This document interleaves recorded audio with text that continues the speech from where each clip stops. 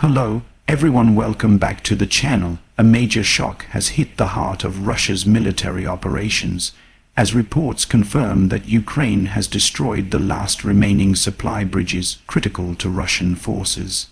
This development has triggered a deep crisis in Moscow, raising serious questions about how long current operations can be sustained under such pressure. Supply bridges are not just structures of steel and concrete. They are lifelines. When they fall, entire systems begin to unravel. Ukraine's move appears calculated, precise, and timed to maximize disruption. The destruction of the last supply bridges means that Russian forces are now facing severe logistical isolation in key areas. Fuel, ammunition, food, and medical supplies are no longer moving as planned. In Moscow, this has caused immediate alarm.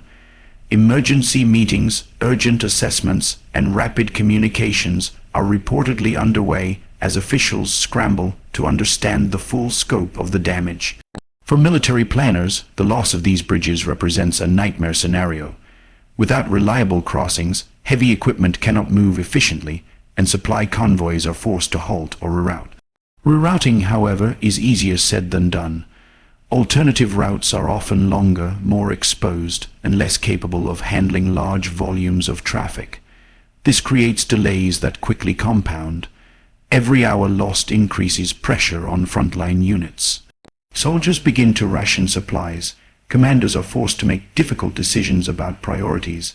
The psychological impact is just as significant as the physical one. Knowing that resupply is uncertain affects morale, confidence, and cohesion among troops. Ukraine's strategy here reflects a deep understanding of modern warfare. Rather than focusing solely on direct confrontation, the emphasis is on breaking the systems that keep the enemy functioning.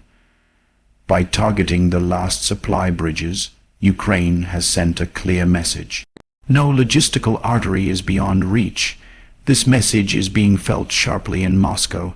Political leaders now face questions not only about the battlefield, but about planning, intelligence, and long-term strategy.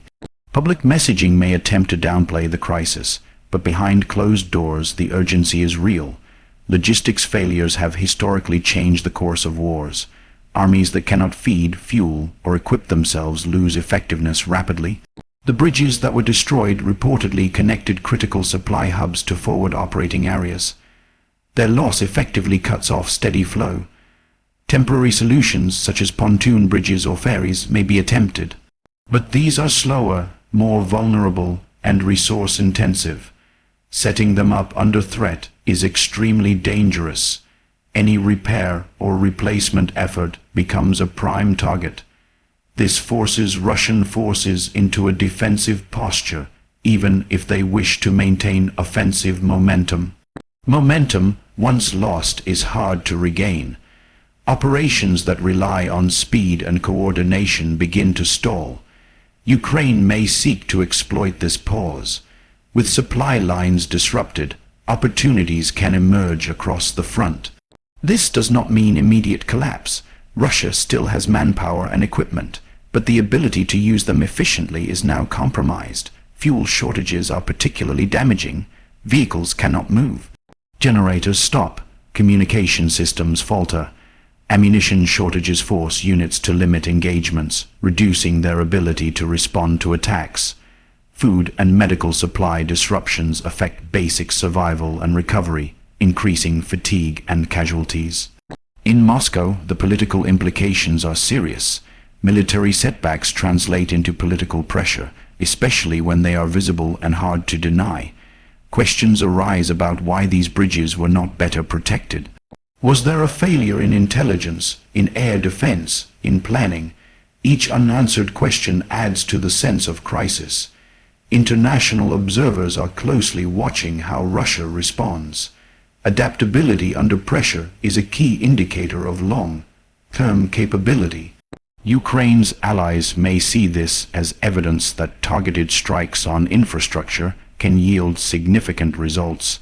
This could influence future support, both in terms of strategy and resources. At the same time, there are concerns about escalation. Infrastructure strikes often provoke strong reactions, but from Ukraine's perspective, the logic is clear. Disrupting supply lines reduces the enemy's ability to fight. This approach minimizes direct confrontation while maximizing impact. For civilians in affected areas, the destruction of bridges can also create hardships. Civilian traffic, aid delivery, and evacuation routes may be disrupted. This adds complexity to the situation and increases humanitarian concerns. Both sides are now navigating a more constrained environment. Choices become limited, risks increase. Russian engineers may attempt rapid repairs, but under constant threat, progress is uncertain. Even if a bridge is partially restored, capacity is likely reduced. This means ongoing limitations. Weather conditions, terrain, and surveillance all affect repair efforts. None are favorable in a conflict zone. As days pass, the strain grows. What begins as a logistical issue can evolve into an operational crisis. Operational plans built around steady supply must be rewritten. Timelines shift, objectives change. This creates confusion and increases the chance of mistakes.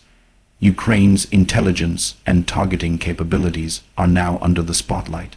Successfully hitting the last supply bridges suggests detailed knowledge and coordination. It also suggests patience. Waiting until the last links remain before striking amplifies the effect. In Moscow, this raises fears about what else might be vulnerable. Commanders may become more cautious, spreading forces thinner to protect infrastructure. But spreading forces thin can weaken frontline strength. Every solution introduces new problems. The media narrative is also shifting. Headlines focusing on crisis reflect a broader perception of instability. Perception matters in war.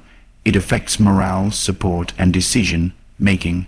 For Russian citizens, news of supply disruptions may raise concerns about the war's direction. For Ukrainian citizens, it may offer a sense of momentum and resilience. The long-term impact will depend on how quickly Russia can adapt. Can alternative logistics networks be established? Can damaged infrastructure be secured and rebuilt? These are not questions with quick answers. In the meantime, the pressure remains. Military history is full of examples where logistics determined outcomes. This situation echoes those lessons. Ukraine's move may be studied for years as an example of strategic targeting. For now, it is an unfolding crisis with real consequences. Each passing day without reliable supply routes increases costs and risks.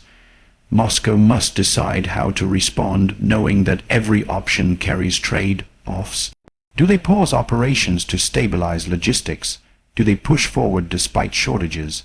Do they divert resources from other areas to address this crisis? None of these choices are easy. As the situation develops, new information will emerge.